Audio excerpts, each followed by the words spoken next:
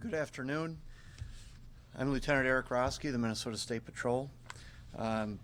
Thank you for coming here this early afternoon. Last night at 8:18 p.m., State Patrol troopers, along with Sleepy Eye Police and Brown County Sheriff's Department, responded to a two-vehicle crash on Highway 14 just west of Sleepy Eye.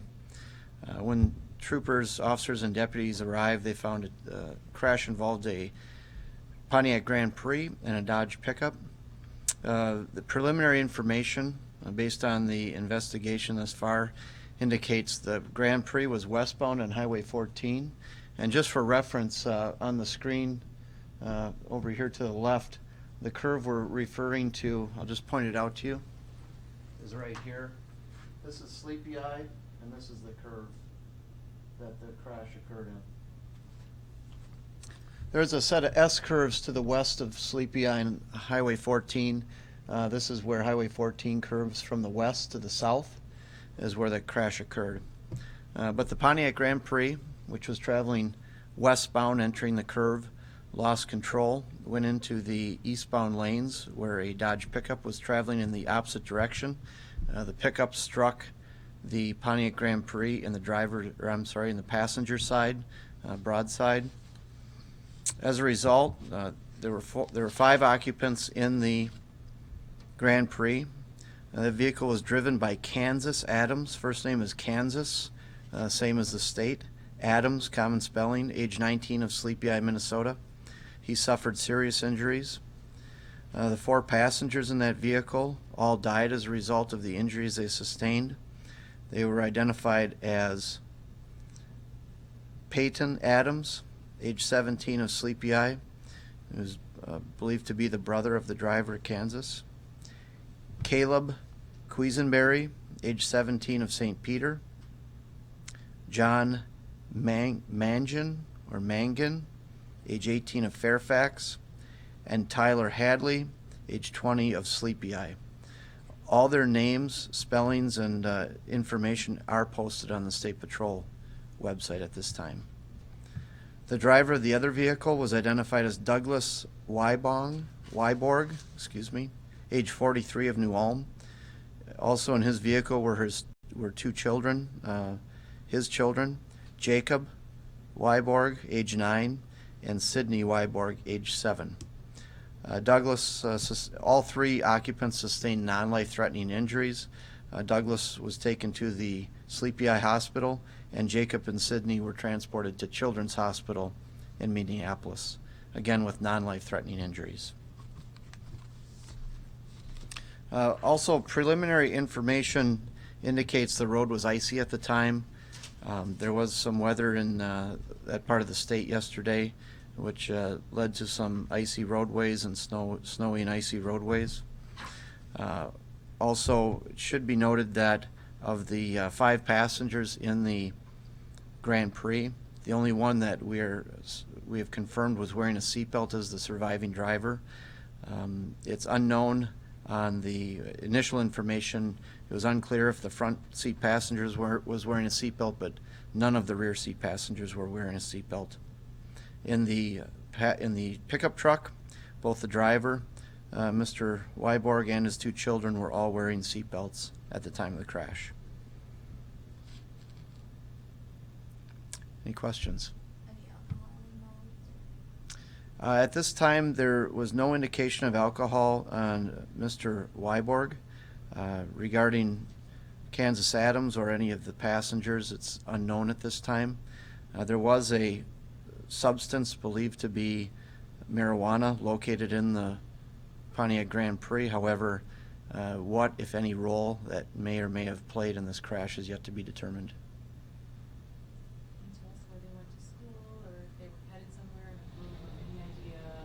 group? Any identifiers? No, I don't have any information about where they went to school or where they were going at the time of the crash. What was the speed limit where they were traveling? I'll have to check on that. I don't have that right now. It's a 2-lane. Yes, 2-lane road, 1 lane in each direction. What speed factor? Well, the crash remains under investigation. We'll try to determine that through the course of the investigation, but I'd want to emphasize that all information at this point is preliminary. We haven't ruled out anything or ruled in anything at this time. All we can tell you is that it was icy at the time, and it appears the Grand Prix, the driver lost control, went into the path of the pickup. Did the troopers in that area say anything more about the conditions of the road as far as had it just snowed, or can you give us any more details about? I don't have details on the weather that occurred down there yesterday, other than that they reported the road conditions as icy. This is the second weekend in a row you're dealing with a crash that takes the lives of multiple people. How does it feel for you as someone, you frequently see car crashes, but something like this again? Obviously, this is what we're trying to prevent. This is why we talk about the need to drive carefully when roads are slippery or icy. In the last few weeks, we've dealt with thousands of vehicles off the road, thousands of crashes. This tragedy, as well as the one last week outside of Northfield, illustrates that at the wrong time in the wrong place, simple losing control on an icy road can be absolutely devastating. And we can't emphasize enough the importance to be aware of the driving conditions and adjust your driving accordingly. Anything that you want to make sure you hit home with our viewers and the people that are going to be driving as we continue to see temperatures rise and then freeze again overnight? Anything else that you want to know? Anybody heading out on the roads needs to be acutely aware of the conditions and adjust their driving accordingly. These things happen all the time, what I mean by a vehicle losing control. The consequences associated can be anything from virtually nothing, sliding off the road, getting a tow truck to pull them out, but as this case and the case last week illustrates, at the wrong time, depending on what's coming the other direction, it can be a horrific tragedy as well. So you can't take it lightly when we talk about the need to be aware and drive safely in these conditions. Is the only one at the hospital currently Kansas Avenue? I do not know if the driver, Mr. Wyborg, or his children have been released. But yes, Kansas Adams, to my knowledge, is still in the hospital. I have not received any updates about his condition or where he is right now. The other 4 died at the scene. Yes. His injuries were described as serious last night, so I'd imagine he's still in the hospital. But he was taken to Sleepy Eye Medical Center. But expected to survive? Well, like I said, the injuries were described as serious last night. I do not have updated information as far as his condition. Probably get that from the hospital. Yeah, you'd have to check with the hospital on that. Currently there, because we were getting reports that victims were transported to Mankato Hospital, so is he at Sleepy Eye Medical Center? If he was, we were not updated, but we wouldn't be notified if he was moved. All we know is where he was initially taken. Thank you. Mhm.